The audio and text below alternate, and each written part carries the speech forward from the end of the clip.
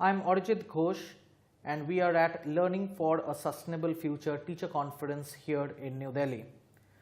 I'm in conversation with Purnima Ravindran from Sushila Birla Girls School, Kolkata and Jayashree Krsna from Padma Seshadri Bal Bhavan Senior Secondary School, T Nagar, Chennai. Welcome. Thank you. Both of you in this teacher conference have presented your papers. So if I may first start with you, Purnima, what has been your intervention in the classroom for embedding core skills? I have taken the core skills program to international collaboration.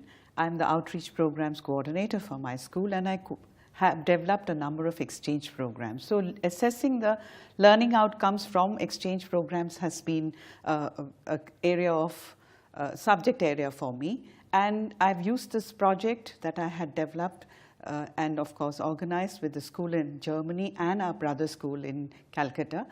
And we worked for about 8 months on a project which is of sustainable, is a key for our sustainable future, that is water, as drinking water and that. And I've looked at the development of critical thinking and problem solving because that was what I was trained for in the British Council workshop. But what I found was this project not only developed that extensively and brilliantly, but it also developed the other core skills. And that's why I am very happy with the outcome of this whole activity. Fantastic.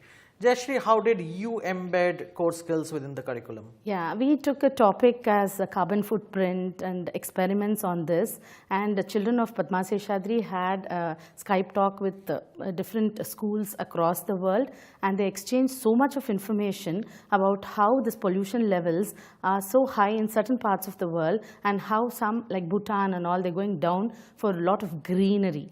Okay, so this developed a lot of learning and a lot of insight in them that they learned so much that they have to come down to pollution levels because T Nagar, where we are actually put up, is highly polluted. And so they learned a lot and they took out a lot of statistics. And this also helped them to learn a lot of interdisciplinary because they learned what is geography in it, what is science in it, mathematics because of statistics. Lot of interdisciplinary integration was there. Not only critical thinking, problem solving was my skills that I was trained under British Council, but in spite of that, there were a lot of learning that happened amongst the students. Fantastic. Sounds really exciting. So as a teacher, what has been your biggest wow moment? My wow moment is when I throw experiments to my children after taking up this critical thinking, problem solving skills and step-by-step method without in this world where at the click of a button you get the answer, answers are not given to them, they just give me the answers in a stepwise manner. First, they understand the problem, they then brainstorm ideas, they go in that stepwise manner that I have taught them, analyze, and then there'll be some ifs and buts and kickbacks, they again work on it, why it didn't work, and then they again rework on it and get the final inference, and that satisfaction that I see in the face of children gives me the utmost satisfaction and a wow moment. Lovely. Purnima, you spoke about your collaborative projects. So were there any challenges and how did you overcome those? There were many. The first challenge when I proposed this topic to our children, the Kolkata chapter that is, they said, why water and why Germany? Because they are a developed nation and we are not, and everybody knows our water is dirty. But through the process, they realized what exactly is the magnitude of the operation in Calcutta and what is the magnitude of operation in Germany, in Cuxhaven in Germany. So that gave them a sense of pride. Then, of course, the wow moment was when we visited the East Calcutta wetlands. Ever since we visited this place, I think you are a Calcuttan and you know the East Calcutta wetlands. It's a Ramsar site, but we know it as Dhapa, which is a smelly place to pass by. But when we took our children and we took the German team, all of them knew that it was a natural sewage treatment plant. And why are we going there on a good day when we could have done so many fun things? Believe me, at the end of it, they were very sad when Dr. Dhrubjyoti Ghosh told them what the problems were. He showed them the Manhattan Line, how the city was encroaching the wetlands. And it was a wow moment, a very sad wow moment, when my group and the German group were very, very keen and concerned that they should do something to save it. Good learning emerging Yes, out yes. of that particular visit. Yes. Now, as part of this teacher conference, apart from both of you presenting your papers, there were several other sessions where you have been participants. So, what is your biggest takeaway? What are you taking back from this conference? I liked the session in the morning today, the 1st of December. I was wondering why we are attending, but it was very, very informative.